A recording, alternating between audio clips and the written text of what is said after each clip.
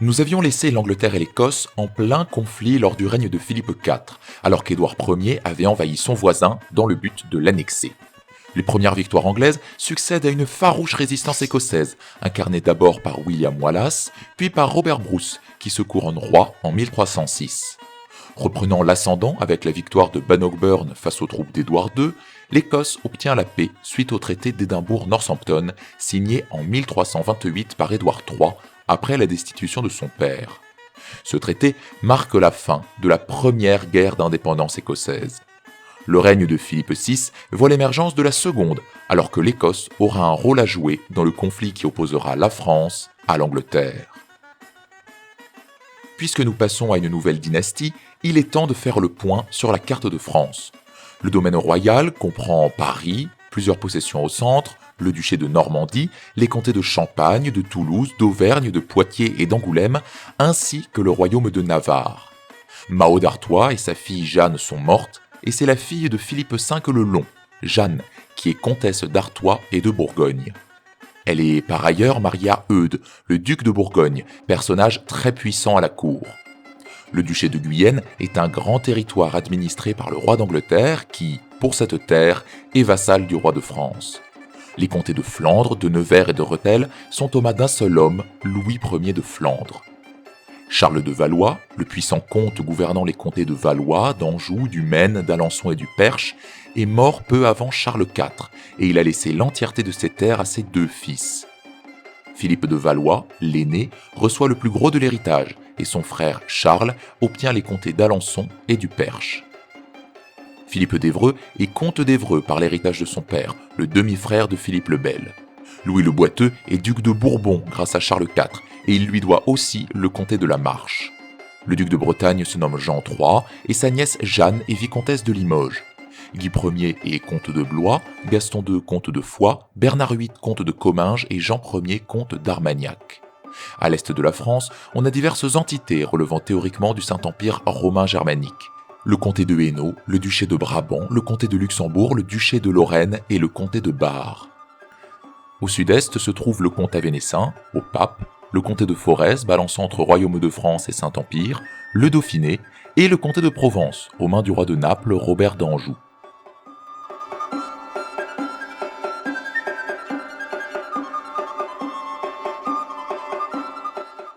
Avant de nous engager plus avant dans le règne de Philippe, retraçons l'arbre généalogique capétien pour comprendre comment il a pu monter sur le trône de Hugues Capet. Partant de Saint-Louis, puis de Philippe le Hardi, trois branches se dessinent. Celle des Capétiens directs avec Philippe le Bel, celle des Valois avec Charles de Valois et celle des Évreux avec Louis d'Évreux. Nous avons vu au cours des épisodes précédents que les trois fils de Philippe le Bel sont morts sans héritier mâle pour leur succéder, et nous nous étions arrêtés au décès de Charles IV, le dernier d'entre eux. À sa mort, sa femme est enceinte, et on se retrouve dans la même situation qu'à la mort de Louis X. Dans l'attente de la naissance, c'est Philippe de Valois, le fils de Charles de Valois, qui réussit à s'imposer comme le régent et l'homme fort du royaume. Quelques mois plus tard, la reine donne naissance à une fille. Si ça avait été un fils, il serait devenu roi sans discussion, mais là, tout se complique.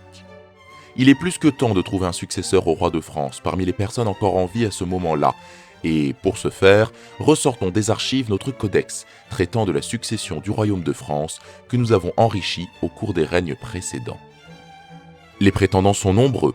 Outre toutes les petites filles de Philippe le Bel, il y a ses neveux et son petit-fils Édouard d'Angleterre, le fils d'Isabelle. En l'état, aucune règle de succession ne désigne clairement quelqu'un, ce qui signifie, comme bien souvent, que le pouvoir ira à celui ou celle qui arrivera à le prendre, par diplomatie ou force. À ce jeu, Philippe de Valois est le mieux placé. Il est puissant, il est adulte, il est régent, et c'est un homme. Dans ce monde où depuis 10 ans on a systématiquement écarté les femmes, les chances de Philippe sont solides, à une exception près. Édouard, le fils d'Isabelle, qui est généalogiquement l'homme le plus proche de Charles IV. La question se pose. Isabelle envoie même des émissaires en ce sens, mais Philippe est plus rapide et les barons français ne veulent pas d'un souverain anglais. Le 29 mai 1328, Philippe de Valois est sacré roi à Reims.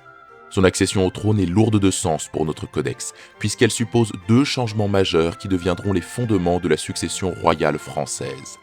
Désormais, il semble que tout homme, aussi éloigné soit-il du souverain décédé, passera avant toute femme, consacrant l'impossibilité de la gente féminine à régner sur la France. La mise à l'écart d'Édouard suppose quant à elle une autre règle. Les femmes ne peuvent pas non plus transmettre la couronne. Ces deux faits tacitement acceptés, Philippe de Valois devient en effet l'héritier de Charles IV. À ce moment précis, le temps des Capétiens directs s'achève et la dynastie des Valois entame sa gouvernance. Philippe VI est donc roi de France à partir de 1328. Il est d'abord marié à Jeanne de Bourgogne, la sœur du duc Eudes, et 2 enfants naissent de cette union, Jean et Philippe. À la mort de sa femme, il épouse Blanche de Navarre, la fille de Jeanne de Navarre et de Philippe d'Évreux, qui lui donne une fille posthume nommée Jeanne.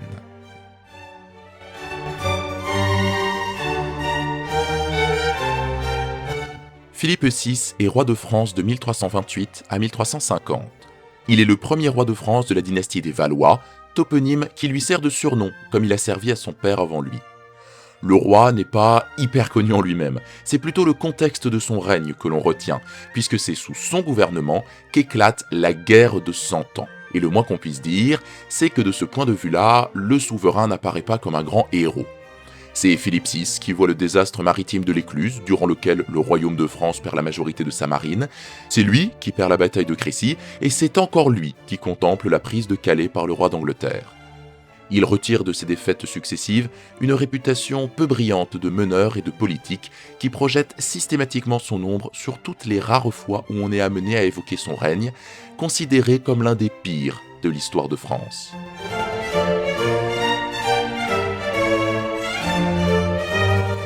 La première facette du règne de Philippe VI est la consolidation de sa position et l'agrandissement, encore et toujours, du domaine royal.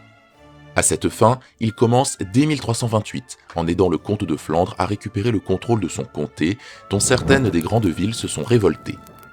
À la tête de ses troupes, il vint les insurger à la bataille de Cassel, et Louis de Flandre reprend la main sur ses terres dans le sang de la répression. Il doit aussi assurer sa position royale et empêcher quiconque de venir lui réclamer sa couronne. Les principales rivales sont les filles des fils de Philippe le Bel qui ont été écartées de la succession. Parmi elles, la plus dangereuse pour Philippe est Jeanne de Navarre, la fille de Louis X, la sœur de Jean Ier, qui est mariée à Philippe d'Évreux et qui réclame pour elle la Champagne et la Navarre. Ces terres viennent en effet de la femme de Philippe le Bel et Philippe VI n'a théoriquement aucun droit dessus. Pour les contenter, Philippe accepte de laisser Jeanne devenir reine de Navarre et le couple obtient les comtés d'Angoulême et de Mortain en échange de la Champagne. Enfin, sa grande acquisition reste l'achat du Dauphiné au duc Humbert II, passablement ruiné, qu'il donne à son petit-fils Charles, futur Charles V, qui devient officiellement le premier dauphin de France, titre qui sera par tradition donné, avec la terre, à l'héritier royal. À ses enfants, Philippe donne des terres pour leur permettre de tenir leur rang et augmenter la mainmise de la famille royale sur la France. À Jean, l'aîné, revient le duché de Normandie, tandis que le cadet Philippe obtient le comté de Valois et le nouveau duché d'Orléans constitué pour lui.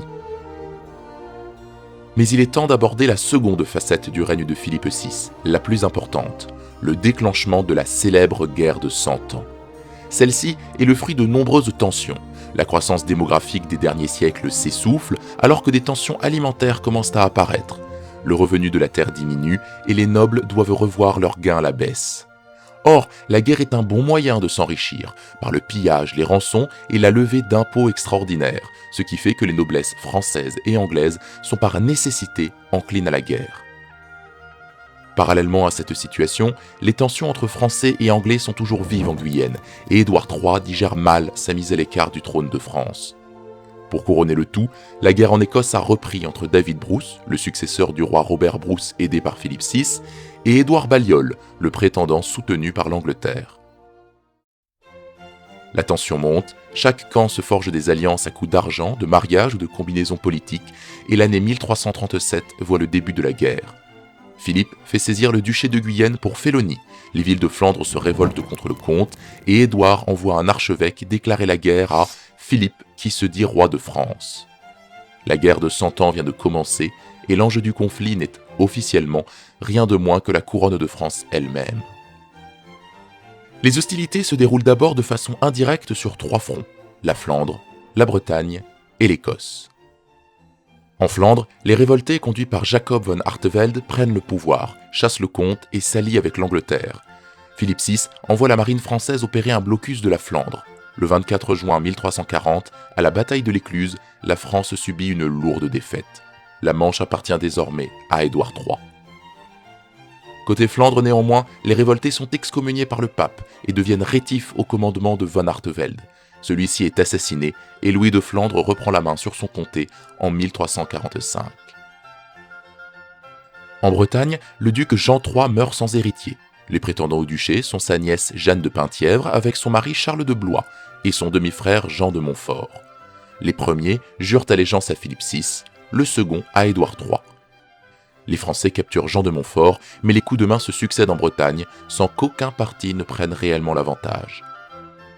En Écosse, le roi David Bruce a repris une large part de son territoire et occupe une partie non négligeable des forces anglaises, même si privé du soutien français, bloqué par la marine anglaise dans la Manche.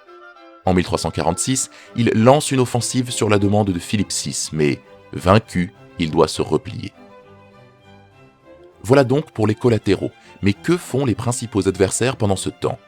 Philippe ne peut plus espérer envahir l'Angleterre du fait de la perte d'une partie de sa marine, et il est contraint à la défensive. Édouard, lui, doit renflouer ses caisses, montrer au Parlement qu'il mène la guerre et saper l'autorité de Philippe. Pour cela, il a recours aux chevauchés. Quelques milliers d'hommes ravagent un couloir d'une vingtaine de kilomètres, pillant et détruisant tout sur leur passage. Il en lance alors une en 1346, et après quelques pillages, une poursuite s'engage entre son armée et l'armée française, bien plus nombreuse. Risquant d'être acculée, l'armée anglaise se place au sommet d'une colline près de Crécy-en-Ponthieu et y attend ses poursuivants. D'un côté, l'host français d'environ 20 000 hommes, composé majoritairement d'hommes d'armes levés sur les fiefs, secondé par des mercenaires génois et dirigé par la noblesse à cheval, fleuron de l'armée. De l'autre, l'armée anglaise, qui s'est aguerrie pendant les campagnes d'Écosse, environ 10 000 hommes, comprenant aussi des hommes d'armes et des nobles à cheval, mais surtout des archers, les longbowmen, dont le nom restera célèbre. La bataille commence par un duel de tir entre les arbalétriers génois et les archers anglais. Les mercenaires italiens reculent face aux tirs de barrage. La chevalerie française charge alors, suivie par les fantassins, mais les flèches anglaises déciment les rangs et font chuter les cavaliers. Les cors et les fuyards gênent l'avancée des charges qui se succèdent sous les tirs anglais. Toutes les charges françaises se brisent et le peu d'hommes qui arrivent au contact ne peut faire pencher la balance en faveur des Français. À la fin de la journée, l'armée anglaise sort victorieuse de l'affrontement et, libre, elle part assiéger Calais, qu'elle finit par capturer. Édouard gagne un pied-à-terre pratique et très bien défendu. La France est démoralisée, un nombre considérable de nobles sont morts, la chevalerie comprend que sa prééminence déclinante sur le champ de bataille est désormais actée, et Philippe VI en ressort humilié. Le duc de Lorraine, le comte de Luxembourg, Louis Ier de Flandre, Louis Ier de Blois et Charles d'Alençon, le frère du roi, sont morts durant la bataille. Sur ces entrefaits, la peste noire arrive, ce qui oblige à reporter les opérations jusqu'à 1355, année que le roi ne verra pas. Philippe VI meurt le 22 août 1350 à l'âge de 57 ans.